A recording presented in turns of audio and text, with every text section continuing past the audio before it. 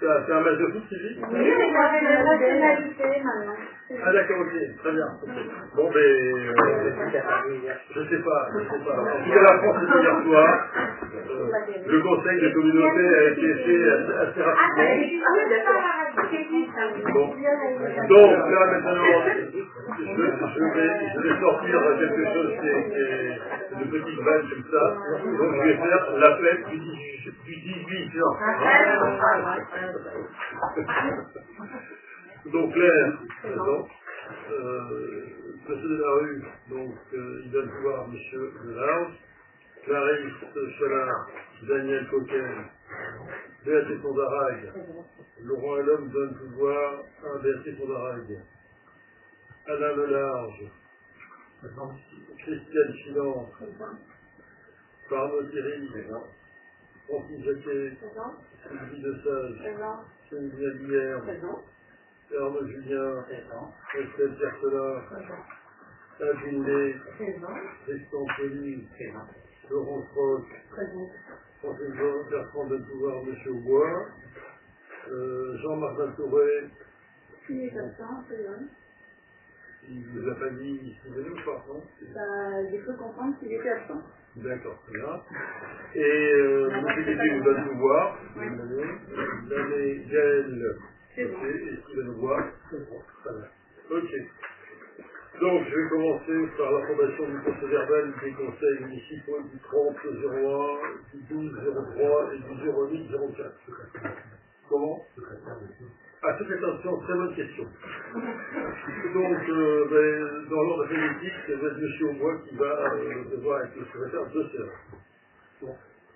Donc, je vous propose donc l'approbation de ces procès-verbaux.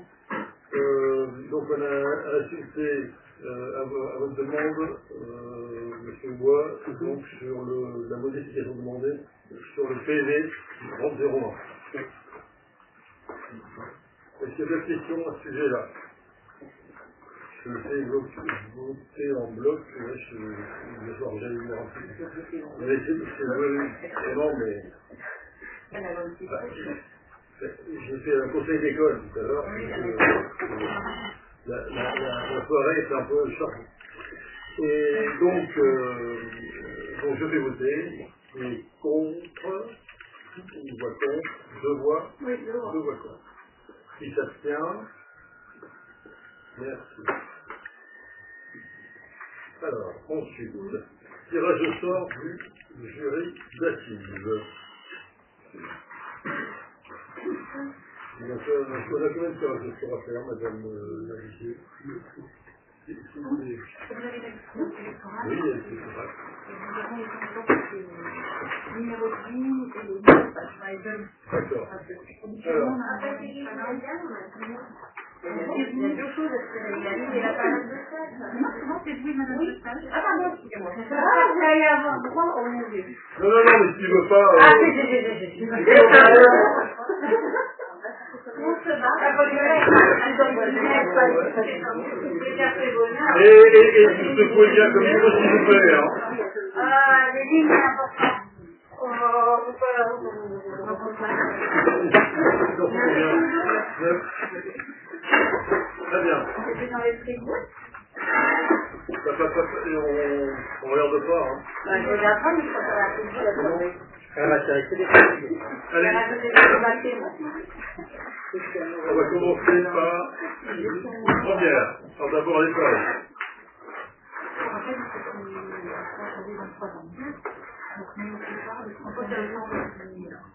Alors, tu vas avoir comme condition, c'est 23 ans à minimum, au 31-12, d'accord? Très bien, c'est pas. Oula.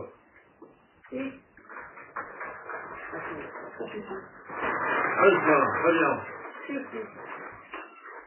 6. Alors, 6.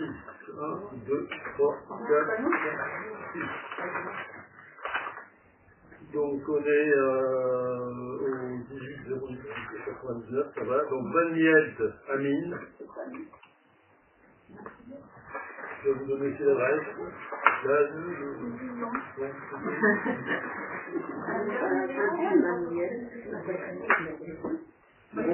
Très bien.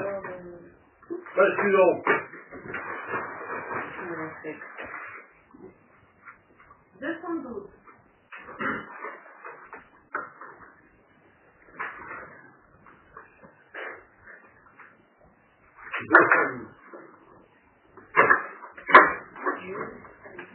La ligne, s'il vous plaît. 5. 5. Oui. 1, 2, 3, 4, 5. 86, donc ça c'est bon. Bougin Aurélie.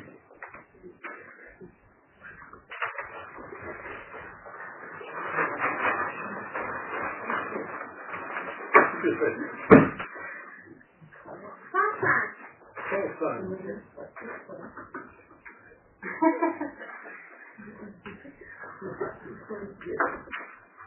105. 8. 8. 1, 2, 3, 4, 5, 6, 7, 8. Godard Gaël. 70.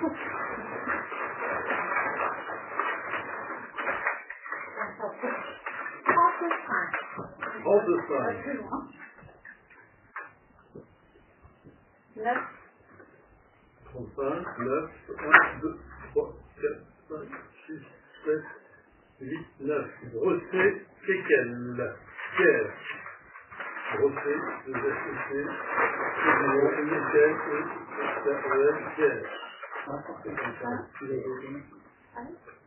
Bon. 101.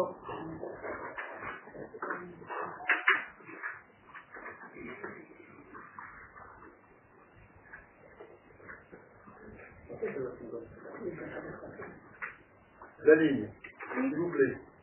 10. 10. 6. Ah oui, ça.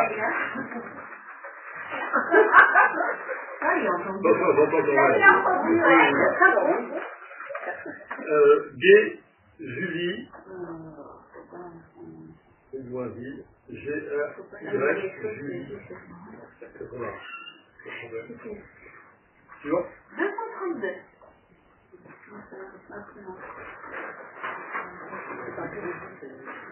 Ah, 232. 3. 3. Saint-Onge de Nathalie. Saint-Onge avec 155.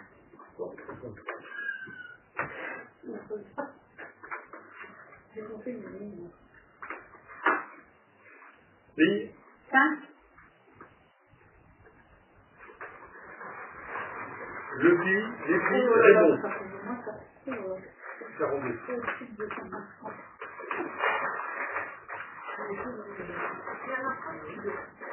169.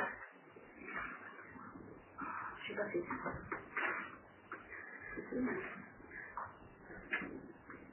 5. Encore. 1, 2, 3, 4, 5. Marie, Julienne. Je sais pas si c'est scolaire. Marie, Julienne.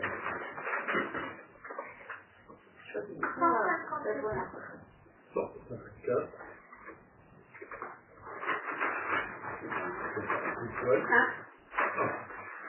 Le maître Cyril. C'est bon, c'est tout? C'est bon? Vous avez tout le monde?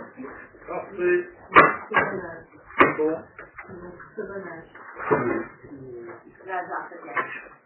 Comme maintenant... comment il me prend. Voilà. Comme tu l'as vu. Bon. Non, je vais voir. Ben non. Oui, ben, on aurait pu à ce moment faire l'ordinateur. Mais bon, on ne pourrait pas acheter. Très bien. Allez, on va passer à la question suivante. Madame Chalin, s'il vous plaît. Pardon, excusez-moi. J'ai pas le texte officiel que mais ce que l'idée, c'est que tous les 3 ans, en fin de compte, on nous demande de reprendre de la décision, car le passage de la semaine à 4 jours pour les écoles, en fin de compte, il y a un système dérogatoire de l'éducation nationale. Normalement, on était sur 5 jours d'école avec les fameuses activités extrascolaires en fin d'après-midi. Et donc, bien que plus de 80% des écoles françaises aient choisi la semaine à 4 jours, ça reste un système dérogatoire. Donc, tous les 3 ans, il faut qu'on décide qu'on veut rester sur le système dérogatoire de l'école à 4 jours ou passer sur l'école à 5 jours. Donc, bien évidemment, en conseil d'école maternelle et élémentaire, ça a été discuté. L'ensemble des deux conseils préfèrent rester sur l'école à 4 jours. Est-ce que vous avez des questions? Moi, je veux juste savoir comment ça se fait qu'on nous demande notre avis, puisque ça dépend de l'institution académique et de l'école. C'est comme ça. Disons que c'est une question d'ouverture de l'école. Donc, comme ça dépend de l'ouverture de l'école, c'est la même. En fin de compte, il y a deux systèmes qui cohabitent entre guillemets. Il y a le système pédagogique qui dépend de l'éducation nationale avec les enseignants. Et tout ce qui est mis à disposition de ce système pédagogique, c'est-à-dire les locaux, le matériel, dépend d'une organisation publique. Donc pour les écoles, c'est la mairie. Donc ça veut dire que si, par exemple, le conseil municipal veut être pour 4 jours et demi d'école, ils n'auront pas le choix de ça. Je pense qu'il va falloir se mettre d'accord avec oui, ça pose un problème, oui. Il faut qu'il y ait des discussions, et puis après, il faut que, à partir du moment où normalement on ouvre une demi-journée supplémentaire, il faut à ce moment-là que l'école, que la mairie puisse intervenir sur ça. Je ne sais pas si tu te souviens, mais il y avait une histoire d'activité que la commune devait engager. Donc pour l'instant, je ne sais pas du tout si on a les capacités de le faire. Très bien. Votre question? Je fais voter.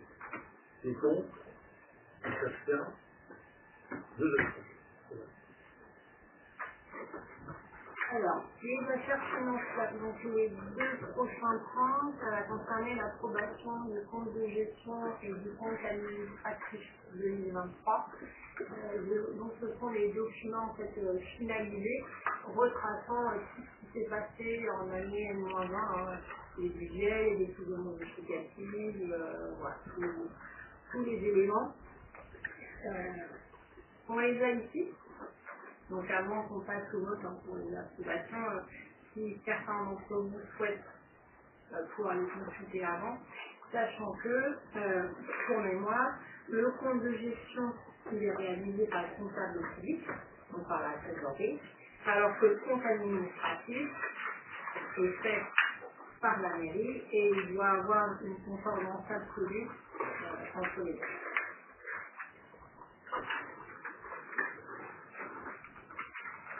On va commencer par le compte de gestion, donc celui fait par le comptable public. Donc, les opérations a pour but d'arrêter ce compte de gestion et de n'apporter aucune observation ni réserve sur la tenue des comptes de la collectivité.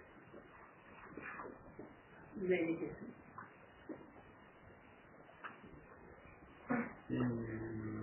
Qui est contre? Qui s'abstient? 4. Alors, le point suivant, c'est le compte administratif 2023 et M. Blair. C'est parfait.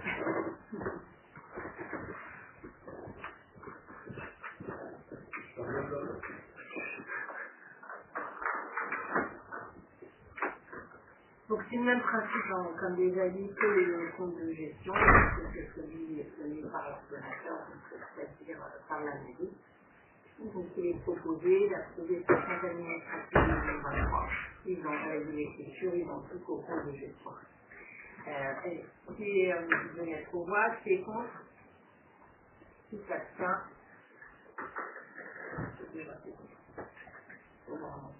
On peut récupérer le maire.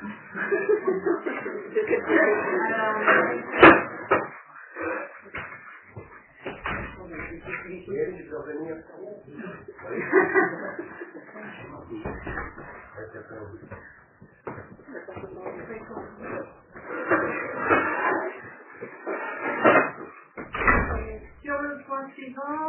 reprise des résultats 2023 sur les gestions plus 2024. On a déjà abordé cette question-là lors d'un précédent commission finance et précédent conseil municipal, mais c'était une reprise provisoire des résultats et donc ce soir c'est la reprise définitive des résultats.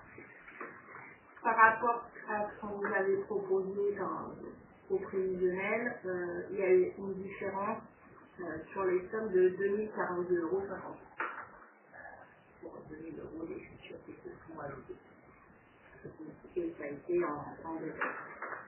Donc, ce qui fait sur la section de fonctionnement les dépenses pour un montant de 4 576 949,52 €. En recette, 6 32 885,97 € répartis de la façon suivante. 1 047 619,72 € pour l'excédent 2022 reporté et 4 985 266,25 €. Ce qui fait un excédent de fonctionnement d'1 455 936,45 €.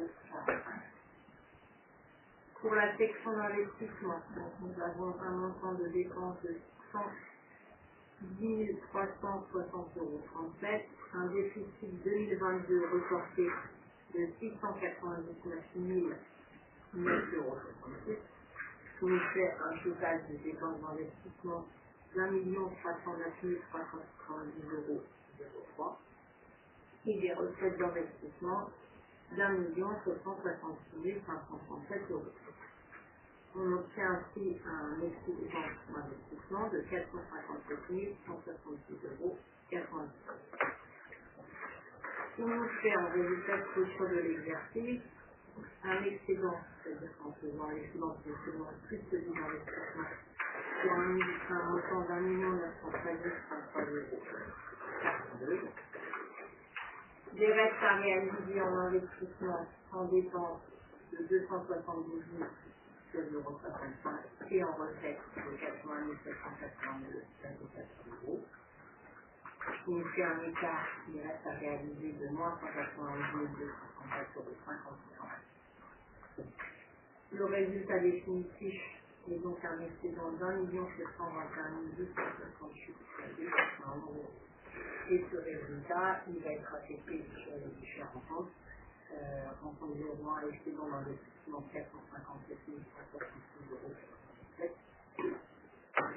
Et en résultat de fonctionnement, 5 455 966,40 €.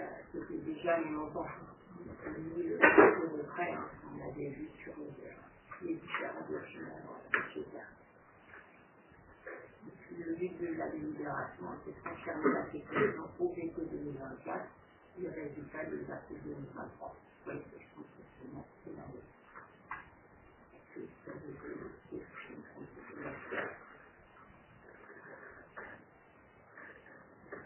Cette question, je peux voter, qui est contre, qui s'abstient, 4 abstentions. Point suivant, le bilan des sessions et acquisitions en 2023. Comme on est au-dessus de 2000 habitants, on doit par délibération acter des acquisitions et sessions sur le territoire. Pour nous, ce bilan des sessions et acquisitions sur l'année 2023, il va concerner le terrain de la maison médicale que nous avons vendu au département de Région. Donc, c'est ce qu'on revoit sur la note avec l'acquéreur et le montant de 220 000 €. Donc, il est demandé au conseil municipal de prendre acte de ce bilan de cession et acquisition immobilière. Des questions? Qui est contre? Qui s'abstient? Merci. Suivant. Alors, la question suivante, qui a déjà été évoquée aussi, parce que c'est dans le type de règles récurrent notre maison médicale et les divers rebondissements. L'objet de la délibération de ce soir, c'est l'approbation d'une convention de maîtrise d'ouvrage déléguée avec le département des Yvelines. vous avez eu la note qui retraçait l'historique. Donc on a eu au départ un projet qui était à peu près estimé à 3,6 millions d'euros. Sauf que, notamment en lien avec la chute des frais bancaires, de l'inflation à titre onéreux, le département a révisé sa capacité financière sur le projet en demandant un recalibrage et, en résumé, passer de ce 3,6 millions à 1,5 million pour réaliser les travaux. 4 modalités nous ont été présentées, proposées. La première, c'était toujours le département qui conserve la maîtrise d'ouvrage. Sauf que sur cette solution-là, les cabinets étaient restreints et c'était uniquement les médecins. On peut se retrouver à continuer à avoir 2 maisons médicales pour pouvoir avoir nos autres intervenants. La deuxième proposition, c'est toujours avec une maîtrise d'ouvrage départementale, directe, il y aurait prévu une extension au premier projet dans un second temps. Sauf que je pouvais dire qu'au premier projet, on avait déjà que les médecins. Et vu déjà les difficultés financières et comment ce projet avance, c'est de la vraie réalisation d'une seconde étape. Le troisième projet, c'est celui qu'on propose de retenir, c'est de retenir la proposition d'ingénierie, avec une quinzaine de cabinets médicaux en entrant dans cette enveloppe d'1,5 million. Et la maîtrise d'ouvrage départementale est déléguée à la commune, mais avec l'assistance d'ingénierie. Il y avait une quatrième solution où il y aurait une totale maîtrise d'ouvrage, alors sachant dans la proposition 3, le département reste propriétaire. Ce n'est pas la mairie qui est propriétaire. Et la différence avec la solution 4, où la proposition numéro 4, ce serait que tout ne serait de nouveau délégué, on ne redevient pas propriétaire. Pourquoi cette solution-là n'est pas envisagée?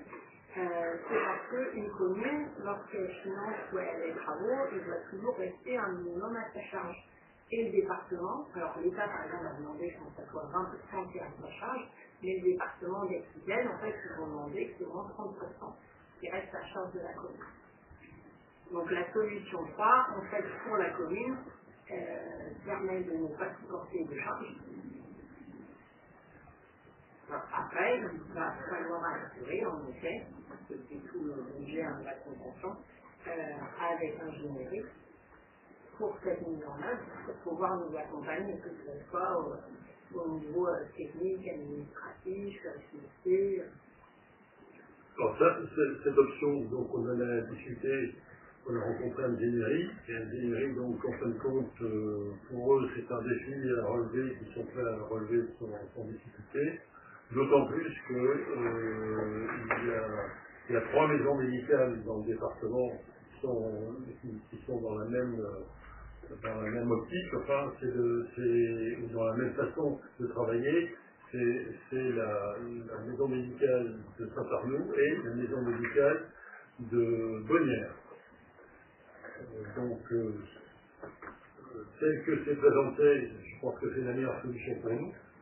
Parce que si on pourrait très bien passer dans la 4e. Et sauf que dans la 4e, on a pas mal discuté avec des architectes et puis des promoteurs pour voir s'il n'y avait pas des arrangements que l'on pourrait faire, sauf que il est impossible de faire quelque chose sans qu'il y ait 30%, il faut que la commune, sur les efforts, que les 30%, la commune ne peut pas les exprimer. C'est ça aussi la difficulté. Voilà. Est-ce que vous avez des questions? Justement, je voudrais savoir comment on arrive à passer d'un projet à 3,6 millions pour 730 mètres carrés à 1,5 million pour 400 mètres carrés. pour 1,5 million pour 400 mètres carrés. Alors, comment on arrive à faire autant d'économies? C'est pas 400 mètres carrés, c'est 1,5 million. Là, dans le cas 3, c'est 1,5 million avec une quinzaine voilà. Comment ils y arrivent? Alors, c'est très simple. Combien de nombre de mètres carrés ça représente? Pas forcément, non. Un rapport au même nombre de mètres carrés. Pourquoi? Parce qu'en fin de compte, le projet qu'avait fait le département, c'était un projet où en réalité ils ont travaillé avec un architecte qui normalement s'est amusé à démultiplier le nombre de salles d'attente, par exemple, a essayé de faire quelque chose architecturalement qui soit quelque chose de joli, de beau, donc on s'est retrouvé avec une toiture végétalisée, avec donc à l'extérieur on avait des bardages en bois. Qu'est-ce qu'on avait en plus? Enfin bon, il y avait pas mal de choses et c'était fait par, disons, c'est la discussion qu'on a eue avec Ingénierie et on est allé avec, donc je suis allé avec Daniel et puis Béatrice en Normandie, du côté de Rouen. On est allé voir une maison médicale qui est faite d'une manière beaucoup plus simple et avec normalement donc une architecture beaucoup plus simplifiée. Qui permet d'avoir quelque chose à un coût qui est correct. Et de réduire le nombre de cabinets. Non. 15, c'est énorme pour moi. Non, oui, je sais, il n'y a pas que des médecins, mais 15, ça correspond. Non, mais c'est ce qu'on a. 15 cabinets, parce qu'en fin de compte, si on prend par exemple le podologue, il nous a demandé, donc il y a le cabinet pour la pédicure, le cabinet pour lui, et un endroit où il puisse avoir l'atelier. Donc c'est déjà trois endroits. Voilà, c'est 15 salles. Après, les salles peuvent être réparties différemment. La kiné, normalement, donc il y a. Alors je répète que la kiné marche bien dans la conduite, puisque elle va prendre sa retraite, mais il y a une personne qui va lui succéder. Et on a une kiné qui va arriver en plus, et qui va travailler avec elle. Donc en fin de compte, il y a la salle commune qui va faire 40 mètres carrés, et puis les petites salles de soins à côté, plus donc une salle administrative. Salle commune, ça veut dire que les plusieurs kinés, il y aurait par exemple 2 kinés, leurs patients sont ensemble dans la même salle. Oui. Moi, j'ai jamais connu ça, mais je suis là.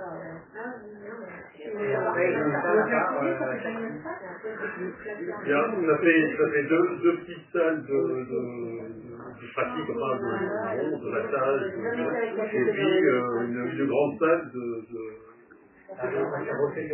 travail, il y a des renforcements musculaires, donc on est parti des personnes qui travaillent sur la commune, déjà les paramédicaux et en médecin. Donc l'idée c'est d'avoir 4 cabinets, 2 cabinets pour les médecins, pour les futurs médecins qui devraient arriver, plus des cabinets pour essayer de récupérer aussi des médecins qui sont en stage. Et un cabinet qui pourrait être donc avec médecins spécialisés, sage-femme par exemple, ou d'autres activités. L'ostéopathe? Comment? L'ostéopathe, oui, bien sûr.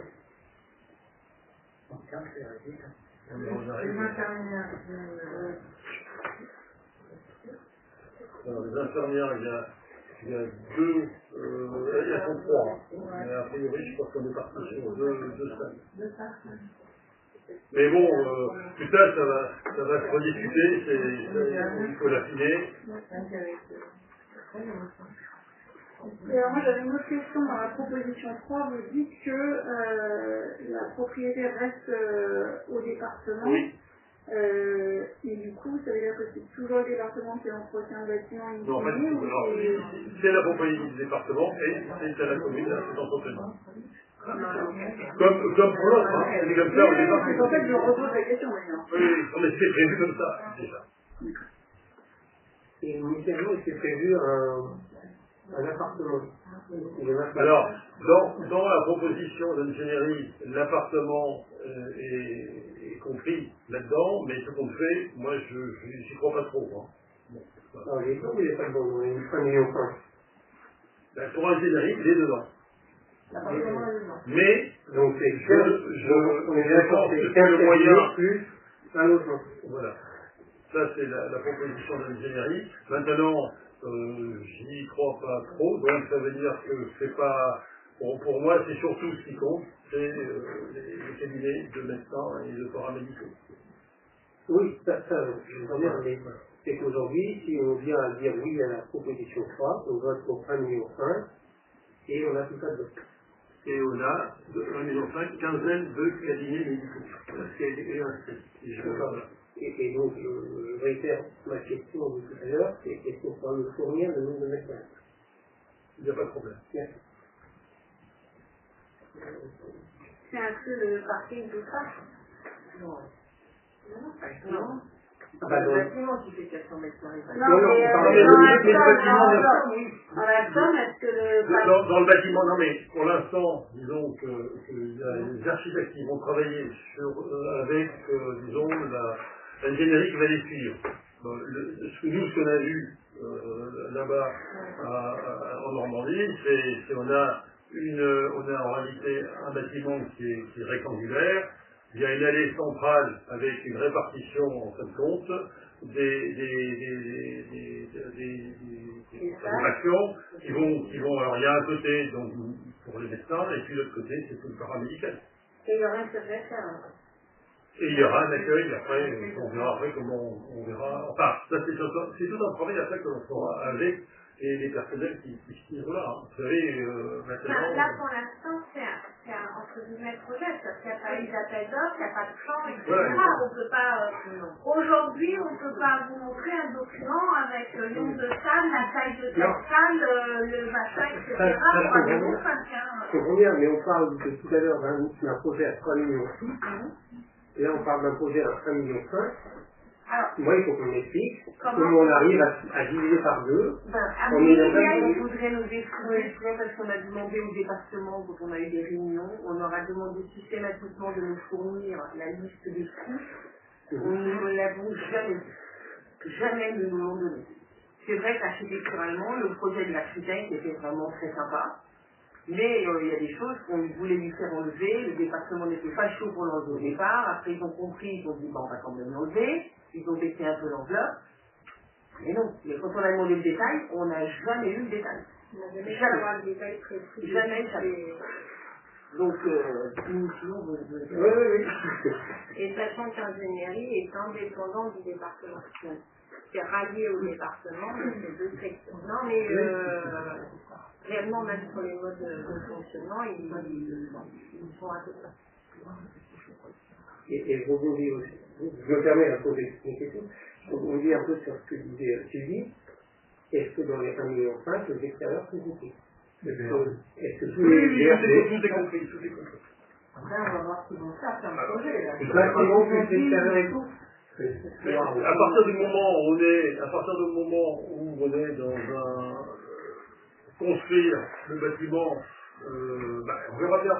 Quoi qu'il en soit, c'est un projet, ils vont être obligés de le réussir, parce que normalement le président de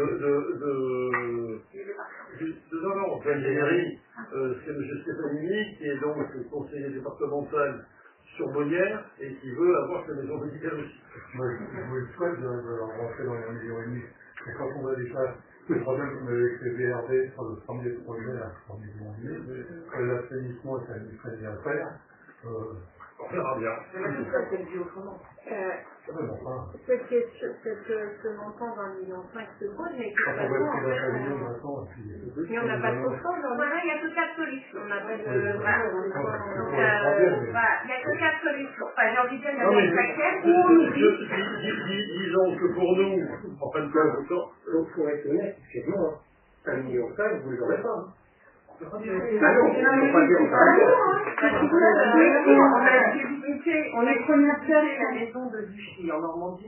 On a discuté avec l'équipe médicale qui est en place dans cette maison et qui est propriétaire, c'est eux qui l'ont fait construire, via l'aide aussi de mairie. On a discuté avec l'architecte, ils ont payé 1,3 million. La maison médicale terminée. 1,3 million. Et combien de mètres carrés? Combien de mètres carrés? Ah bah, il doit faire au moins 400 ou 500 mètres carrés. Elle est très grande. Et c'est justement sur ce modèle-là que nous, on veut se tourner, quoi. Parce que c'est vraiment le plus basique, le rectangle, avec de chaque côté les cabinets qui sont vraiment très bien pensés, très bien équipés. Et il n'y a pas de problème. Ils ont eu ce qu'ils voulaient. Et au niveau des extérieurs? Bah, les extérieurs, il y a un grand parking. Voilà. Et c'est fait dans les 1,3 million. Ça, je n'ai pas demandé si non, non, je crois que c'est la mairie qui a fait du C'est la mairie qui a Donc, on a un bâtiment pour la maison 200 000 pour faire parking, et ça rentre dans les règles de place. C'est correct. Il faut augmenter encore. Alors, du coup, ma question était la suivante. Qu'est-ce qui se passe si on arrive au bout de l'enveloppe budgétaire et qu'il faut mettre à l'allonge et que... Au départ, parce que normalement, si on propose un projet, on aura bien une estimation qui va être proposée. Bon. À ces 1,5 million, normalement, il devrait y avoir 250 000 qui est pour l'ARS et 250 000 qui est pour la région en plus. Voilà. Donc pour l'instant, on est dans la période de discussion. Donc il faut qu'on fasse un choix et sachant que le financement-là, il est fait par le département, c'est pas la commune. Donc la convention prévoit, si jamais il y a des ajustements financiers à faire, que ça peut être refusé. Voilà, après aujourd'hui, on se retrouve toujours sur la même chose, que le département devait construire cette maison de retraite. On a eu aussi ça aussi, il était en succession la maison de retraite. Devait construire la maison médicale. Tout était fait pour, les frais courts, tout. Et du jour au comment appel d'offres lancé, et du jour au lendemain, oui, c'est pour ça que c'est d'autant plus intéressant, parce qu'ils peuvent couper les budgets dans l'autre sens. S'ils les augmentent, tant mieux. Mais s'ils coupent les budgets comme ils veulent faire, toutes les personnes y ont intérêt, puisque ça veut dire que eux non plus, rien n'est acheté pour personne. D'accord. De toute manière, s'ils coupent, ils coupent, mais entre on fait le choix de rien avoir, on fait le choix d'espérer qu'à 1,5 million ça marche, et qu'ils coupent, on aura toujours quelque chose, coupé, mais on aura quelque chose. Parce que pour l'instant, il n'y a pas 150 000 solutions. Je reprends, on fait rien, que tu n'as pas proposé, mais on oublie tout. On oublie tout. Et puis après, les cartes qui ont été proposées.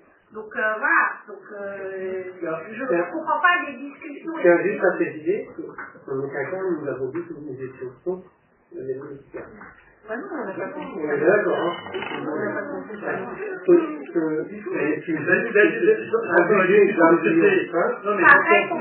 Ça paraît complètement absurde. Il faut juste regarder un petit peu, puisqu'on se rappelle d'un projet proposé qui est le Junage, et l'extension du Junage, ça reste quelque chose d'assez simple, évidemment en termes de volume, et on est déjà plus de 2 millions. Mais je suis d'accord avec vous. Moi, je vois. Mais je suis absolument d'accord. Et je ne voulais pas que dans quelques années, on nous dise, la commune, il faudra réinvestir. Il n'y a pas de... Enfin, en tout cas, si on veut certifier pour moi, quelques années, on ne garde pas. Il n'y a pas de discussion par rapport à ça. Donc, ce que j'ai bien compris, c'est qu'il y a deux sortes d'architectes. Voilà. Il y a l'architecte qui normalement, et c'est ce qu'il y a eu à Vichy, c'est-à-dire qu'on lui demande quelque chose, il a appliqué strictement ce qu'il avait demandé et il ne s'est pas amusé à faire des fioritures à droite à gauche. Et vous avez l'architecte qui lui essaye de faire on lui propose, on lui dit construisez, et là on se retrouve avec quelque chose qui est quand on avait, parce qu'en réalité à l'issue on avait avec le département, ils ont dit la même chose que vous, M. Bois, c'est-à-dire ils ont dit vous ne pouvez pas le faire puisque le mètre carré de construction plurale c'est 3 200, je ne sais plus combien d'euros. Évidemment, c'est sûr que si on prend les 3 400 000 qui étaient demandés que l'on a découvert, nous aurons une discussion en fin de compte à la fin. Si on divise par le nombre de la surface, on est bien à 3000 par mètre carré. Mais en réalité, ça, c'est des choses qui sont, d'après ce que j'ai compris. Maintenant, je ne pense pas qu'Algérie nous use un peu, nous trompe par rapport à... Disons que, voilà, c'est comme ça que... Donc ça veut dire qu'il y aura un million de territoire. Oui, absolument. Mais déjà, non, mais pour donner simplement une idée, à l'intérieur on avait un puits de lumière. J'ai demandé à ce qu'on supprime le puits de lumière. Vous voyez, non, il faut avoir le puits de lumière. J'ai dit, mais ça, c'est déjà coûteux pour la commune, pour l'entretenir. Donc, c'est ça. Il y avait pour chaque endroit, il y avait des différentes salles d'attente, avec des toilettes à chaque fois. Enfin bon, donc tout ça, ça peut se résumer simplement à un seul endroit. Enfin, il y a une rationalisation des espaces, voilà. qui permet de rationaliser. Et il y avait le problème architectural, puisque normalement, donc, il y avait une toiture végétalisée. Un côté, c'était à étage, puisque normalement, ils mettaient à l'étage le logement du docteur, et il y avait tout un passage pour aller nettoyer donc la surface végétalisée. En plus de ça, on s'était retrouvé avec des panneaux en verre, et on s'est demandé mais comment on fait pour nettoyer ces panneaux. Bon, on se débrouillait, c'est-à-dire que les ans, on faisait bien une entreprise pour nettoyer. Enfin, il y avait plein de choses comme ça qui ont fait que les coûts sont forcément beaucoup plus élevés. Alors après, j'entends bien ce que vous dites, on est bien d'accord. Dans la discussion qu'on a eue avec l'ingénierie, c'est ça aussi. Il y a un challenge de la part de l'ingénierie. Le département, il attend qu'une chose, c'est qu'il génère le plan, et l'ingénierie fera tout pour pas que fasse quoi. Les mots challenge sur lui, c'est pas la peine. Comment? Excusez-moi, mais les mots challenge, non, il n'existe pas.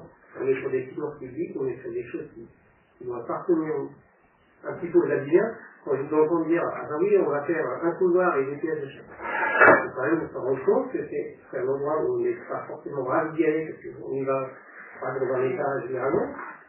Si vous faites un mouroir, non, d'accord. Une salle d'attente, c'est pas un mouroir. Je sais pas combien de fois tu vas personnellement. Il y a comment je veux dire, j'ai fait une maison de santé des fois. Une maison de santé, une salle d'attente centrale avec des cabinets. On vous enverra les photos de ça. Je vous enverrai les photos que j'ai fait. Tu verras que ça n'est absolument pas un mouroir. Ce sont une décoration de qualité, simple, mais de qualité, des couleurs pastel. Les cabinets sont très agréables. Ils sont très contents de travailler là-dedans et les patients qui viennent sont aussi très contents. Donc franchement, il faut pas penser que ce soit un pourquoi je me mouroir. permets de tout un petit peu sur ça, c'est que c'est des projets sur lesquels j'ai pu déjà travailler la carrière, il y a des choses, voilà. Ah bon? Il y a des choses que... Je peux t'assurer que c'est vraiment de qualité. Est-ce que vous avez d'autres questions? Oui, c'est rien, mais là, si on vote pour quoi? On vote pour Monsieur Lelard. Le fait de faire l'option 3. Alors, l'option 3, c'est le département responsabilitaire. Monsieur Lelard, c'est la ligne question. Ah non, C'est la même chose. Ah d'accord. D'accord. Alors, le but de la victoire, décider qu'il y a une délégation. Décider qu'il y a une délégation en fait de la maîtrise d'ouvrage départementale. Donc c'est lié avec une convention et qu'on sollicite les services d'ingénierie pour aider à tout ce qui est, pour aider à réaliser administratif, technique, financière, rédaction de préparation des choses pour les marchés publics, lancement, analyse. Mais on est bien d'accord que là on délibère sur une décision qui sera prise par le conseil départemental en fin de semaine. Oui. C'est bien ça. Le 21.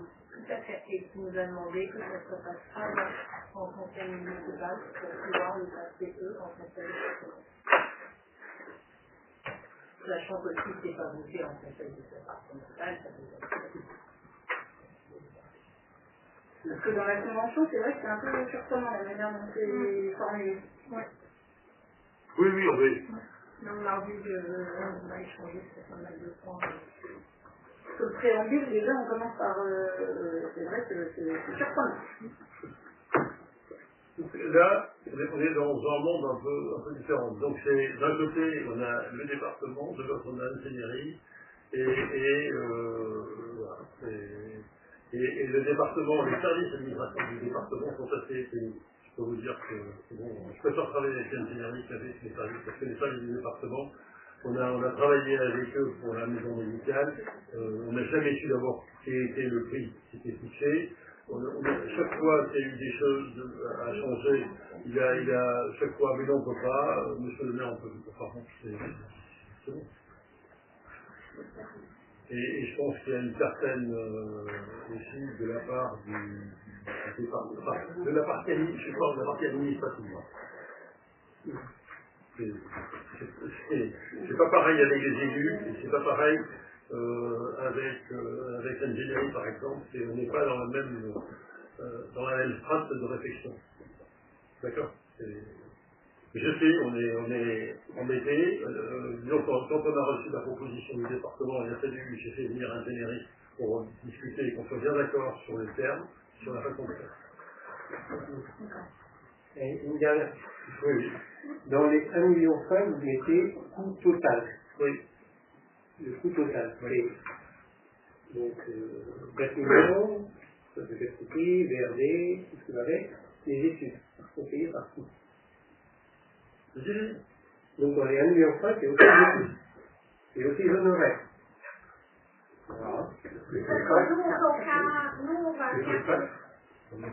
Donc, c'était question. Non, mais c'est un travail que fait l'ingénierie. Non, mais comment c'est fait? Oui, c'est. Je crois qu'on fasse ça, c'est pour voir un peu la question Steven sur les comptes de la mairie. Est-ce que la mairie, commune d'Avis, va payer quelque chose là-dedans? C'est un peu ça. Non, mais ça c'était une question subsidiaire, mais c'est surtout que les 1,5 million, ou vous projetez quelque chose en vous disant c'est une quinzaine, vous ne direz pas. Voilà. Donc on voit quelque chose, une délibération pour dire, en fait, on ne sait pas, peut-être que vous n'aurez pas. Mais non, mais on ne sait pas. C'est une affirmation de l'ingénierie que ça va marcher. Je l'entends, je pense que ça marche. Voilà. Et il faut bien qu'on lance la démarche aussi pour savoir si ça va marcher. Il faut que eux disent que ça marche et que Voilà, il va y avoir quand même des choses. On va pouvoir avancer et puis peut-être qu'à la phase d'études, il y aura d'autres informations et tout ça après c'est financé par le... À ce moment-là, l'ingénierie viendra ici nous expliquer qu'ils n'ont pas de choses, c'est ça. Mais on va des pages d'écho. Oui, parce que c'est là. En aucun cas, je suis contre. De faire un gros préjugé pour pas qu'il y ait je suis pour qu'il y ait une plus grande développement. Mais tout ce que tu dis, c'est exactement ce qu'on a, c'est la réaction que j'ai eue tout de suite. Quand M. Béguet m'a téléphoné pour me dire on ne dépassera pas les 1 500 000. Très bien, je l'ai entendu. J'ai tout de suite fait faire une étude par un architecte, une personne, donc c'est pas un architecte, c'est une personne, c'est un aménageur, qui m'a fait, avec un architecte d'Orsay, qui m'a fait une maison médicale pour à peu près une présentation de quelque chose pour 1,6 million. On arrive à peu près à ça. Donc j'ai dit, c'est quelque chose qui est faisable. Voilà.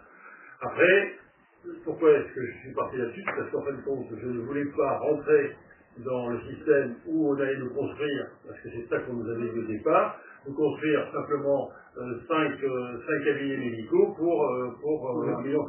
C'est pas ça que l'on voulait. Nous, on a passé notre temps à discuter avec les personnels, médecins, infirmiers et les paramédicaux. On a passé notre temps à discuter avec eux pour que tout le monde travaille ensemble. Donc moi, ça ne pouvait pas, c'est quelque chose qui ne pouvait pas fonctionner. Donc en réalité, j'ai essayé de trouver ce mode-là, c'est-à-dire essayer de construire nous-mêmes quelque chose en ayant cette subvention du département. Sauf qu'évidemment, c'est ce qu'on vous met, c'est-à-dire qu'en réalité, il y a 30% qu'il faut que la commune sorte. Voilà. Après, j'ai fait des études avec des aménageurs sur autre chose, et ça devient assez compliqué, toujours pareil avec les 30%.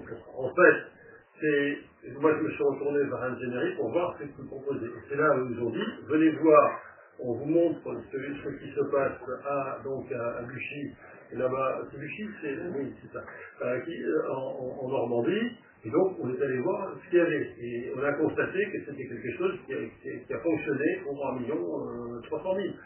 Après, dans les 1 500 000, ingénierie me dit qu'il n'y a aucun problème pour récupérer des subventions d'autres choses. Alors, il y a la subvention pour l'eau, la subvention, enfin, ils ont d'autres façons de travailler qui permettent de récupérer des subventions à droite à gauche. Voilà. Et je vous ai dit aussi qu'il y avait une subvention ARS, mais ça c'est des choses qu'il faut discuter, subvention ARS et subvention du conseil régional. Voilà. Donc ça va rentrer dans toutes les discussions qui vont, à partir du moment où on a décidé qu'on part sur cette voie-là, sur ça, donc on partira avec toute cette recherche de surface. Mais on vous tiendra au courant, ne vous inquiétez pas. Là, je pense qu'au niveau d'ingénierie, on aura beaucoup plus d'informations que ce qu'on avait avec le département. Ça, je peux vous dire. En gros, ce soir, on vote pour la délibération, on fait la délibération, on donne la balle à l'ingénierie. Après, ingénierie, il arrive, on a toutes les méthodes médicales, voilà.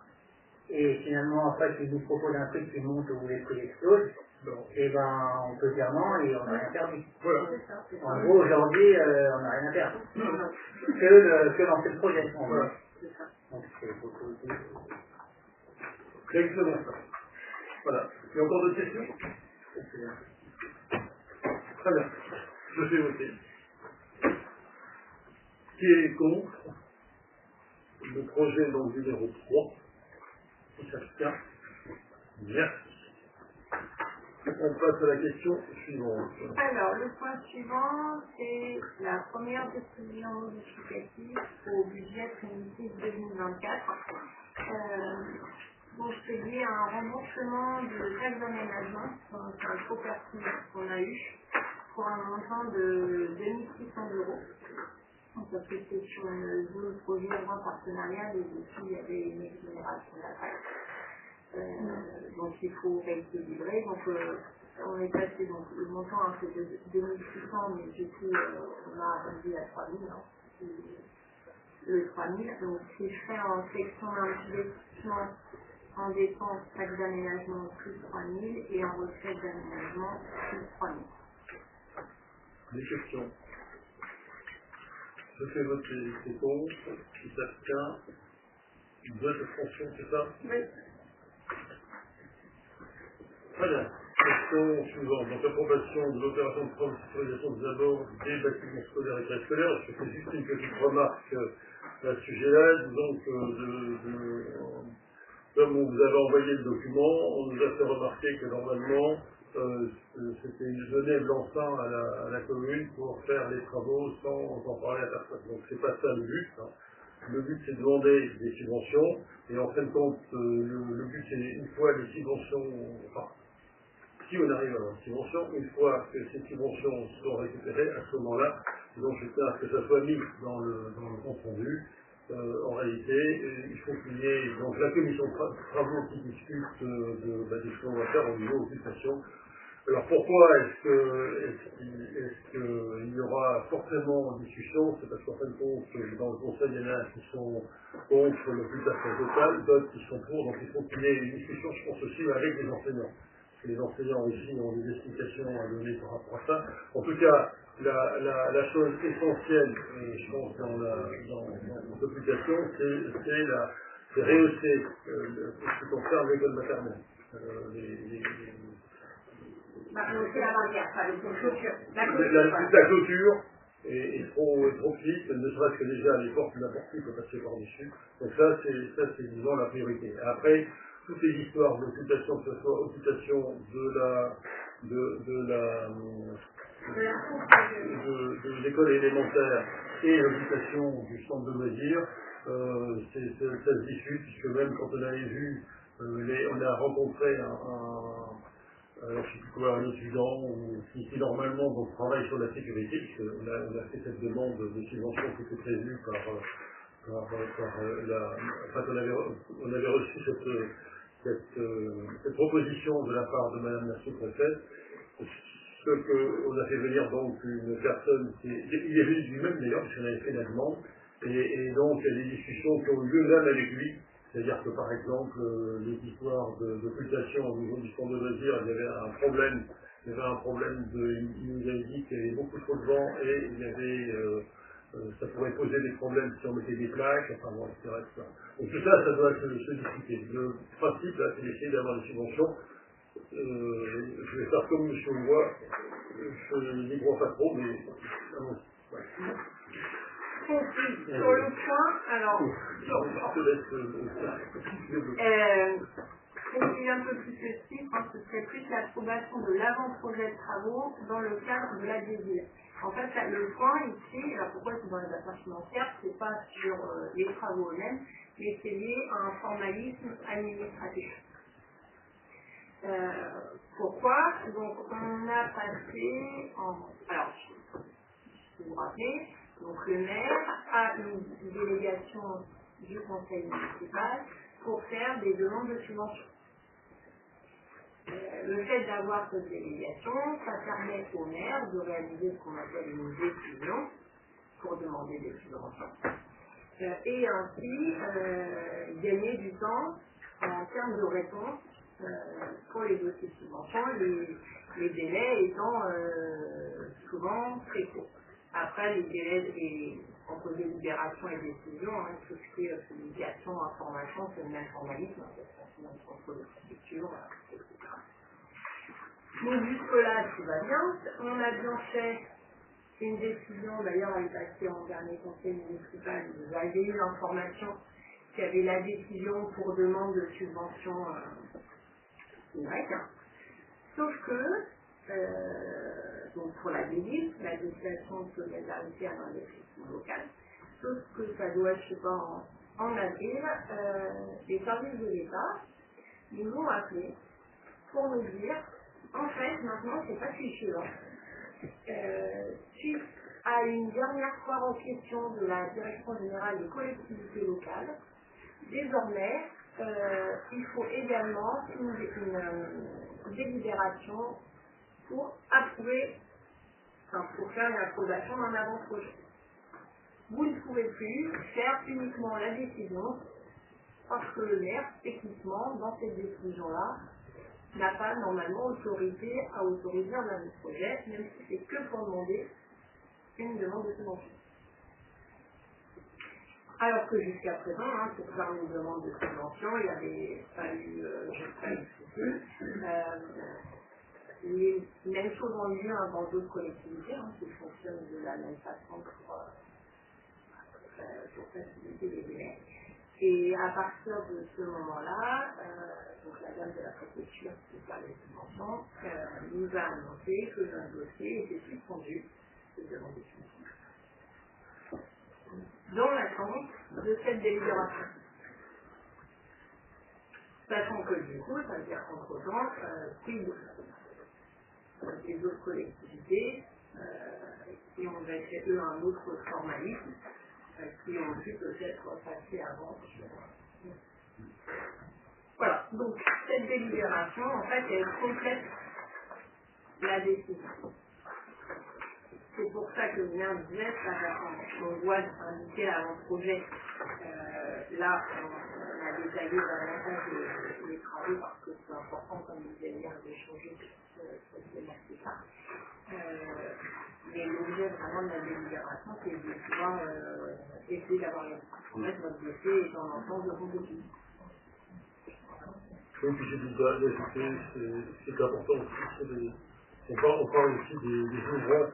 Là, je ne parle pas d'occultation extérieure, mais disons que les ouvrants que l'on a au centre de loisirs sont en mauvais état. Et donc, c'est aussi un moyen de pouvoir les changer. Et dans le projet de délibération, il y a deux vues, il y a un troisième vue qu'on rajoute c'est la mention de la décision qui a déjà été prise par le maire sur cette demande de subvention. Et sur ce qu'on délibère, on reprécise que ça concerne la demande de subvention de la décision. Et puis la carte aussi. Est-ce qu'il y a des questions? Donc après, on se pose quand même la question de comment on va pouvoir fonctionner pour les prochaines demandes de subvention, parce que si on repart sur le principe d'à chaque fois avoir une délibération, en termes de réactivité, quand l'État sort un dispositif, il sort un dispositif et qui dit qu'il faut répondre dans 3 semaines maximum. Donc on a entre-temps programmé un conseil municipal, préparer le dossier.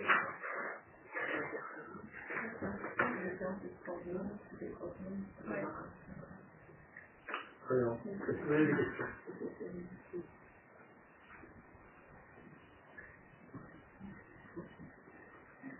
Pas de questions? Je fais voter. Qui est contre? Qui s'abstient? Merci. Point suivant, alliant à la procédure de groupement de commandes pour la reliure des actes.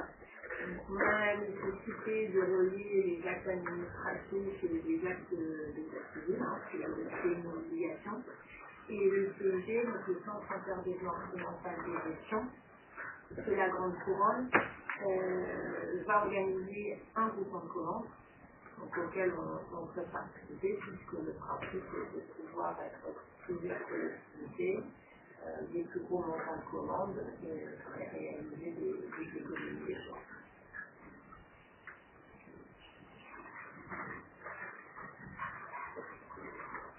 Est-ce que vous avez des questions? Non. Je fais voter. Qui est contre? Qui s'abstient? Alors, le dernier point à l'ordre du jour, la remise en gestion par l'établissement public français d'Île-de-France d'un bien au 95 de Cercelet. Donc, on a la carrière des Marais. On souhaite faire dans une opération de renouvellement urbain un programme de 24 logements sociaux. Pour ce faire, donc, il y a une convention d'intervention qui a été signée en 2022 avec l'établissement public foncier de France, le FIF, pour que celui-ci devienne propriétaire. Donc, c'est dans l'optique de cette opération logement. Le FIF a trouvé un accord avec le propriétaire, donc au mois de juin, pour l'acheter. L'acquisition, elle est envisagée à hauteur de 900 000 €, sans condition suspensive. Alors, les domaines, on les a débutés à 986 €. Nous, dans le même temps, on travaille avec un opérateur aménageur pour la construction de 2 unités d'habitation à destination senior et jeunes masculins. Et sauf qu'aujourd'hui, on est dans la période de transition et donc dans l'attente du rachat par le promoteur du chantier. Donc, on a besoin d'avoir une convention de remise en gestion. On attend cette signature pour que ça revienne en gestion à la mairie et que par exemple on puisse procéder à notamment la location d'une partie de locaux auprès d'artisans. Est-ce que c'est des locaux les artisans qui sont déjà dans ces locaux? Oui. C'est pas plusieurs artisans? Non. Enfin, là, il y en avait 2. Il y en a un, donc il y a besoin, c'est un artisan communautaire qui a besoin de ces locaux pour gérer pendant un certain temps son matériel. C'est ce qu'il fait. Et après, il y a une autre personne qui a des... disons qui, a priori, après la brocante de, je ne sais plus où, c'est Chavy, oui. Après la brocante de Chavy, qui a lieu en juin, normalement, il doit livrer les locaux. C'est une sorte de brocanteur qui a déçu un accord qu'il y a eu avec la famille. Après, bon, la difficulté, c'est... j'espère qu'il va partir. Tant qu'il n'y a pas de projet, enfin tant qu'il n'y a pas de coup de peine, ça va. Exactement. Si vous payez son loyer, ça va aussi, parce que ça doit entendre dans la commune. Alors, je ne sais pas si paye un loyer. Ah, Je oui, ne ça c'est un sais autre pas. problème. Voilà. L'autre paye un loyer, il n'y a pas de problème. D'accord. Voilà. Et du coup, le loyer, ça est équivalent à ça. Ce sera exactement le même. Bien sûr. Qui reviendra à la commune et pas le fils. Comment? Ça reviendra à qui? Ça reviendra à la commune parce qu'en réalité, on va payer la taxe le foncier. Ça nous permettra de rembourser le foncier. Et l'entretien.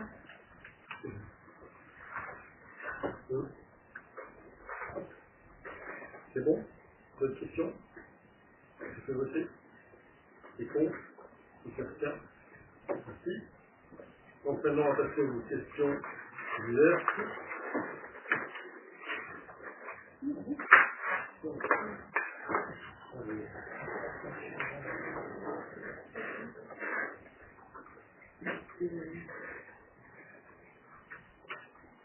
Alors, première question. Avez-vous étudié notre proposition de possibilité d'agrandissement en hauteur de la future extension, etc. au Général? Alors, elle a discuté avec l'architecte. Alors, au départ, j'avais compris, moi, que normalement, c'était la possibilité de faire Par la suite, de faire une extension en hauteur. Alors, on n'est pas parti là-dessus, on était parti sur la demande, quelles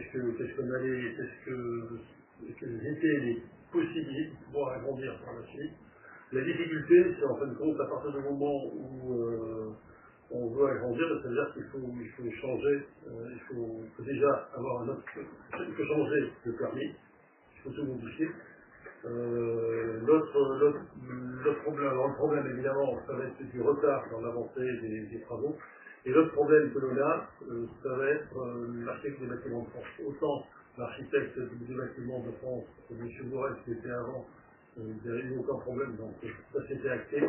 Autant avec la nouvelle, c'était sans doute un peu plus problématique. Alors peut-être que la question est pas bien formulée, mais en fait, la question c'était de savoir est-ce que il a été étudié justement par l'architecte qui fait des plans, une possibilité dans un futur plus ou moins long d'une extension éventuellement en hauteur en fonction des besoins futurs de la commune. C'est la question qui a été posée, mais en tout cas moi je n'avais pas compris comme ça, j'avais compris une construction. Non, c'est pour finalement prévoir l'avenir et se dire aujourd'hui les besoins ils sont de cette superficie et de cette capacité d'accueil supplémentaire, mais qui dit que dans 15 ans on n'aura pas besoin de davantage. Le problème qu'il va y avoir en hauteur, ça va être des histoires de PMR aussi. C'est d'avoir un ascenseur. Maintenant vous avez les ascenseurs de PMR je ne vais pas dire qu'il coûte rien, mais qui coûte moins que ce qui est payé. Je crois que la question, c'est pas savoir est-ce qu'on fait une extension urgente, et ça, il faudra question dans son temps, mais est-ce qu'il faudra refaire toute la charpente, par exemple, parce qu'on aura pas pris tous les étages, on peut ou est-ce commencer par la fondation. on peut imaginer que... On peut commencer par la fondation. Non, mais là, je pense qu'il y a suffisamment d'espace autour pour pas avoir à faire hauteur. On peut faire Alors, avec la loi ZAN et tout, on est plus sur l'étalement. Je pense qu'au niveau de la zone du stade, on n'est pas non plus sur une zone où on a beaucoup à construire. Il y aurait beaucoup à construire. Alors moi, si j'ai bien compris, de toute façon, c'est accepté par les bâtiments de France, donc de toute façon, on ne peut pas modifier le projet qu'on a fait, sinon il faut repasser par les bâtiments de France. Après, on verra pour... J'ai entendu la mission des fondations, pourquoi pas passer les voir. Bon. Oui, on va travailler sur c'est prévu dans le futur, pour le futur aménagement du gymnase qui existe, qui est un peu obsolète. Est-ce que c'est ça qui aura posé la question de faire quelque chose fasse en hauteur? Oui, sans doute. Et là, on n'aura pas besoin de toucher au bâtiment qu'on fait que c'est d'à côté des Très bien. Question suivante. Pour la première phase de remplacement des lampadaires, de quelle visiter? Donc, le bon de commande a été passé le 30 avril 2024. Il y a 14 semaines d'approvisionnement.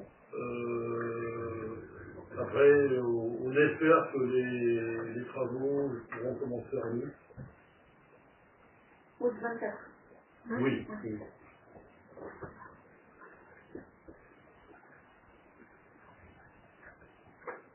Après, c'est toujours le problème d'approvisionnement. Là, le bon de commande est passé. Oui.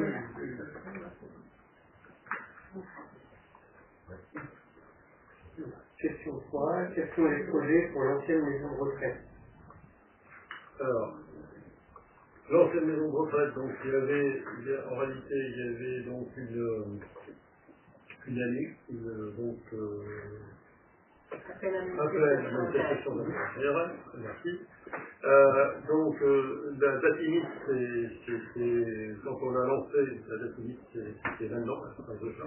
En réalité, on prolonge parce qu'on a eu de la fermeture, d'abord, c'est pas encore fermé, la maison de retraite, puisqu'il y a le transfert dans l'autre, ça a été fait, dans la nouvelle maison de retraite. Mais en même temps, le personnel, il reste encore du personnel. On est en train d'évacuer le restant du matériel qui est à l'intérieur. Donc, on est dans la période de rencontre des personnes. On rencontre aussi, il faut que je rencontre aussi l'ingénierie aussi pour voir sur certains travaux enfin bon, voilà, c'est tout ça, disons que dans l'idée, et dans ce qu'on avait mis au niveau de la mise, c'était il y avait marqué restauration, hôtellerie, coworking, enfin voilà, l'utilisation de la salle.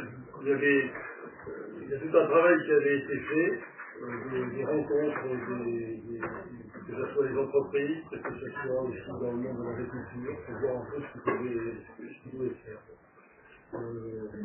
Pour l'instant, il va falloir continuer à travailler la question. J'ai pas envie que ça reste comme ça sans que ça soit utilisé, parce que bon, là, à ce moment-là, ça peut se finir. Il y a une dernière solution, c'est abattre. Il y a des projets intéressants qui ont été proposés ou... Nous sommes dans la période de discussion. Projet intéressant, pour l'instant, il y a des discussions, ça tourne autour de l'hôtellerie, ça tourne autour de la restauration, mais bon, le coworking.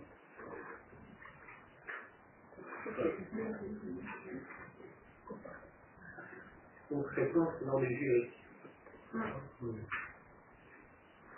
On nous donne toujours pas qui sera le jury.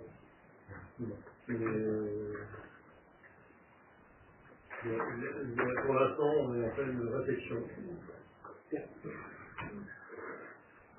Donc, avez-vous prévu de faire analyser la qualité de l'air avant et après l'ouverture de la plateforme logistique Lidl pour voir l'impact sur la qualité de l'air? Alors ça, disons que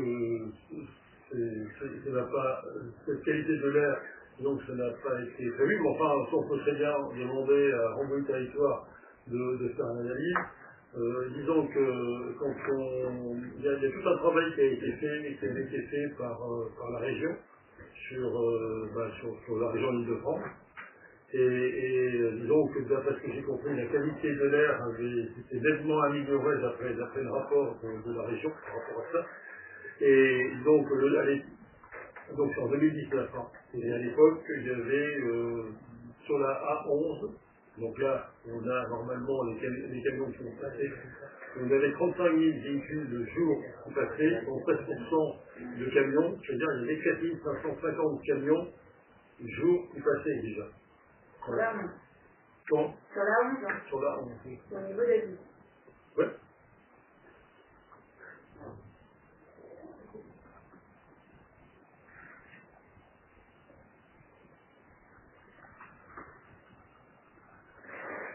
On sous-entend que 150 camions de jour en plus, ça ne changera pas grand-chose. Voilà. La plupart des camions, que ce soit 250, moi, ce qui me préoccupe le plus, c'est là où passent les camions. C'est tout. C'est un peu les discussions que j'ai avec Diesel et les Vinci à ce sujet-là, parce que j'ai pas du tout envie d'avoir des camions qui me baladent. Là, actuellement, des camions qui viennent pas sur un lit en bouteille totalement Sainte-Même. Ce matin, il y a la maire de Sainte-Même qui m'a appelé pour toujours pareil, des camions qui sortent au péage du Bourdan et pour rejoindre à la ville. Oui, disons que la différence de prix est conséquente. Hein. La plupart des habitants de la région sortent à Dourdan. Il y a 2 € d'écart. Donc, je rencontre souvent Vinci, actuellement. Comment? Oui, mais ça sera. On est d'accord. Sauf que ça ne. Pour l'instant. Non, mais on est d'accord. Mais on est sauf que pour l'instant, c'est pas le cas. Il y a des choses qui ont été paradis gratuites qui ont été améliorées, c'est-à-dire qu'on se retrouve avec quand même. Le parking qu'il y a sur le parking de covoiturage qu'il y a sur la commune, mais en tout cas l'Orvidé, voilà. Et en fin de compte, en plus de ça, alors c'est pour ça que ça n'améliore pas les choses, puisque ceux qui sortent, ceux qui vont travailler et qui passent par le péage de l'Orvidé, ils ont, enfin de Jourdan, la commune des Saints, normalement, ils ont des réductions puisque s'ils sortent plusieurs jours dans le mois, ils ont des réductions. Non, mais ça résoudra d'autant pas le problème que les camions n'auront jamais l'autoroute gratuite. Bien sûr. Donc, quand bien même il y aurait la gratuité pour les véhicules légers, elle n'existera pas pour les véhicules lourds. Oui, non, et la différence de prix que l'on a entre la Bourdan et la vie, pour les camions, c'est 5 à 6 €. Voilà. Il y a un moyen légal pour réellement interdire aux poids lourds de passer par 5 semaines ou ainsi. Alors, à partir du moment où il y a une autoroute. Pour Sainte-Même, la difficulté qu'il y a, c'est une départementale. Comme nous, la rue de la Libération et rue Claire-Sauvé, c'est aussi une départementale. Donc si on s'amusait à mettre un stop, par exemple, là-dessus, il faudrait une autorisation. Oui, mais est-ce que le département, lui, a un moyen d'action Nous, on n'a pas le droit de ce départemental. Est-ce que le département a un moyen d'action? Alors, la maire de Sainte-Même a demandé au département à discuter là, pour l'instant, il n'y a rien qui se passe. Donc, vous faites avec elle? C'est ce que j'ai fait, hein. J'essaye de me mettre avec elle, avec Saint-Arnaud aussi, parce que Saint-Arnaud, en fait, je ne vais pas faire. Voilà. Ouais, alors. Là, on va par la forêt, donc c'est vrai que ça les impacte. Si, ça impacte ça les impacte quand même, Bon. Et on peut pas embêter un petit peu le conseiller en charge des transports du département? À l'inviter à venir dans le coin. J'ai tout fait. Et chaque fois que je vois Vinci, parce que bon, Vinci s'intéresse bien à la chose, chaque fois que je les vois, chaque fois ils ressortent avec le message à faire passer. On dit oui. Bon, il y a eu des articles. Enfin, je sais parce que moi, quand je fais souvent, ils m'envoient des. Et le Parisien, c'est un article sur. J'ai rencontré la journaliste. En pointant bien du doigt Vinci, et en mettant bien donc c'est Sainte-Même. J'ai même été interviewé sur BFM TV, sur le passage de choses. Bon. Il y a même les FR3 qui m'interviewent, mais les FR3, ils n'ont pas enregistré la totalité. Donc, ils n'ont pas parlé des camions, c'est vrai que c'est bon. Et ils ont demandé à Vinci s'il y avait une réponse à apporter, ils ont refusé aucune réponse. Et puis, bien sûr, ils disent que c'est une entente avec l'État, enfin bon, c'est une convention qui est avec l'État, et donc, voilà.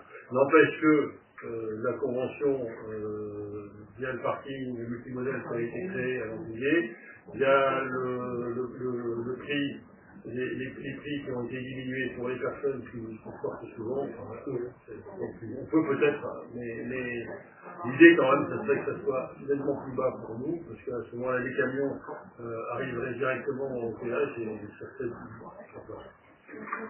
mais je suis d'accord. Quoi qu'il en soit, les camions qui passent sur la commune, il y a des panneaux interdisant le passage. Il faut aussi que les forces de l'ordre interdisent. Voilà. Question suivante. La dernière, qui est le médecin référent de la nouvelle mesure de l'ECRES et quand sera inaugurée celle-ci. Madame Morat. Alors, d'abord, il n'y a pas vraiment de terme médecin référent. Ce sont des médecins traitants, c'est la même chose. Médecin généraliste, médecin traitant, médecin référent, ça désigne la même personne. Donc aujourd'hui, il y a 2 médecins traitants qui ont suivi leurs patients et les résidents. Et dans ce nouvel EHPAD, il y a le docteur Moretti, qui les suit depuis des années sur l'ancienne EHPAD, et le docteur Bataille aussi, qui a continué de suivre ses patients. Voilà. Donc ils sont tous en médecin. Les résidents ont tous un médecin. Oui. Ils sont aujourd'hui dans l'EHPAD, ils sont tous un médecin. Okay. Il faut savoir que le transfert a eu lieu le 30 mai, que c'est très bien passé. Il n'y a pas d'inauguration de prévu pour le moment, puisqu'il n'y a pas d'ouverture de l'EHPAD aux nouveaux résidents. Parce qu'il n'y a pas aujourd'hui de médecin coordonnateur de nommé. C'est un poste qui a été exigé par l'ARS. Et aujourd'hui, l'habitat humaniste ne l'a pas encore calculé, médecin coordonnateur, il ne trouve pas pour le moment. Les annonces ont été mises. Notre question, c'était plus oui, médecin coordonnateur. Ah, dans le sens. d'accord, donc c'est pas la même chose, hein. On est d'accord. C'est pas la même chose. C'est complémentaire, on va le répliquer. Ok. C'est le médecin coordonnateur. Coordonnateur. Et le médecin coordonnateur n'a pas le droit d'être un médecin référent. Ou le médecin référent ne peut pas être coordonnateur. Le coordonnateur ne peut pas être référent. Désolé pour le petit langage. Ah, Mais non, c'est pas non, grave. mais C'est pas. Même moi, j'ai plus à faire. Voilà. voilà. Très bien. Merci. J'ai une question. Oui. Il y a le match de foot, hein. Oui, je sais, mais la question, c'est pour moi, je pense que c'est un entre guillemets un danger. Voilà. Vous le prenez comme vous voulez. On a fait l'ouverture de la bus vers Saint-Claude, tout ça. À ce jour, il n'y a pas de signalisation verticale pour interdiction de chiens, de vélo, de moto, tout ça. Les On va le motos, faire. et les motos arrivent à Berlin. Oui. Et à savoir que quand on passe ce passage-là, il y a une sortie entre guillemets, le garage de nous, on va à notre local. Si on monte à la côte et qu'un gamin arrive en Berlin, tout ça, j'ai peur. Je trouve que c'est un peu dangereux. Je n'ai pas compris. Un enfant qui arrive en courant et une voiture qui sort du garage. Parce qu'il y en a beaucoup qui prennent le voiture contre le chien. Donc, entre nous, quand on est. Il y a qu'à faire attention. Non, mais là, il y a quelque chose. Non, mais le problème des barrières, non, mais d'accord, non, les barrières en chicane, on est d'accord, sauf que pour les passages des poussettes et des personnes Non, on passe. Non, mais en PNR. Et en PMR, au niveau de la Croix des Villes, on a été obligé de changer, on avait des choses en carton. Il faut 1,30 m entre les deux barrières. Ah, mais là, les gens, ils passent. On va. Oui, à l'entrée, à côté de chemin ou d'Avos, et ils ont toujours ces barrières. À l'entrée, non, à l'entrée. à la sortie aussi. Il y a une barrière qui est plus à sa place, elle a été dévoilée. Quoi qu'il en soit, on a ouvert et puis après on va retravailler la question pour. La prévention, la sortie de quand nous on ressort du garage.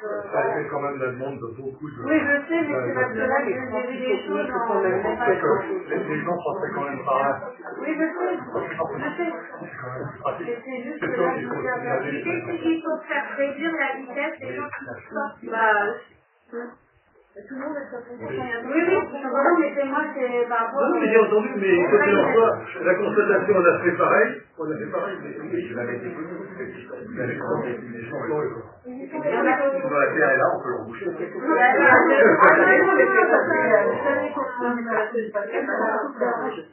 Et qu'un gamin avait et le vote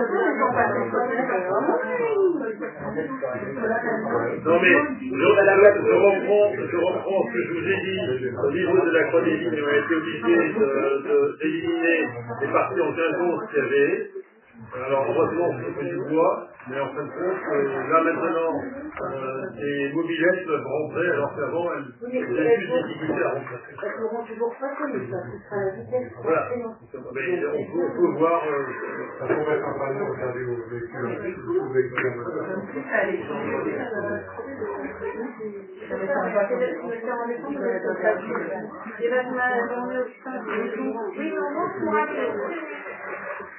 Est-ce que vous avez d'autres questions?